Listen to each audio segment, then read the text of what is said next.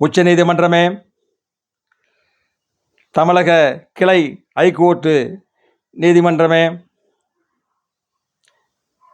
Banner கலாச்சாரம் தலை தூக்கிவிட்டது. 3 அடிக்கு 3 அடிக்கு கொடிக்கம்பம் வச்சுருக்காங்க.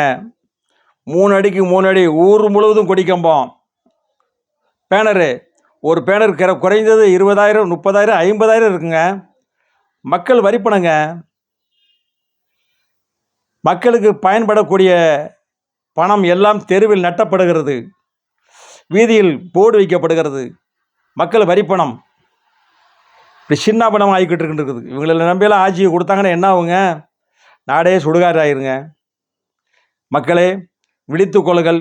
2026 யாரை தேர்வு செய்யுங்க. உங்கள் இஷ்டம். நான் பொதுநலவாதி, சமூக ஆர்வலர், டிராபிக் ராமசாமி வழி வந்தவர். அதனால தைரியமாக பேசுகிறேன். எனக்கு ஒன்றும் பயம் கிடையாது. இப்போ கண்ணாபரேஷன் பண்ணிக்கிறதுனால தான் அந்த கண்ணாடி போட்டிருக்கேன். அழகுக்காக போடலை. சில பேர் அழகுக்காக போடுவாங்க, யாரை பார்க்குறோம்னு தெரியக்கூடாதுங்கிறதுக்காக போடுவாங்க. நான் அப்படிலாம் போடலை. கண்ணாபரேஷன் பண்ணிக்கிறதுனால போட்டிருக்கேன். எந்த ஒரு அரசியல்வாதிட்டு போய் 100 ரூபா கழுங்க கொடுக்க மாட்டான், 500 கொடுக்க மாட்டான். இப்போ வாராருன்னு சொன்ன உடனே பாருங்கள், 20 அடிக்கு 20 அடிக்கு பேனர் வச்சுருக்காங்க. பெரிய பெரிய பேனருங்க. மதுரை மாவட்டம் முழுவதும் இருக்குங்க. அநியாயம் பண்ணுறாங்க மக்கள் வரிப்பணத்தை. இப்படி பணத்தை போட்டு கொட்டுறது. தேனி மாவட்டத்தில் இருந்து கம்பம் வரைக்கும், அதே மாதிரி மேலூர்லேருந்து திருமங்கலம் வரைக்கும் பணத்தை அப்படியே அள்ளி வீசியிருக்காங்க. ஏதுக்கு இவ்வளோ பணம் இவங்களுக்கு? எங்கேருந்து வந்தது? ஜமீன்தார் வாரிசு அவங்கெல்லாம். மக்களே, நீங்கள் தான் கேட்கணும்.